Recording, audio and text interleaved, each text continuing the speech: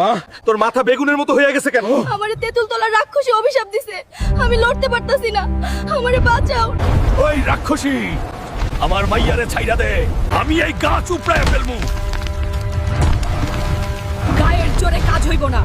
যদি মেয়েরে বাঁচাতে চাস তাইলে পাতালপুর থেকে জাদুর পানি নিয়ে আয়। জাদুর পানি তো আনমুই, তার আগে তোরে পেদানি দিয়া লই।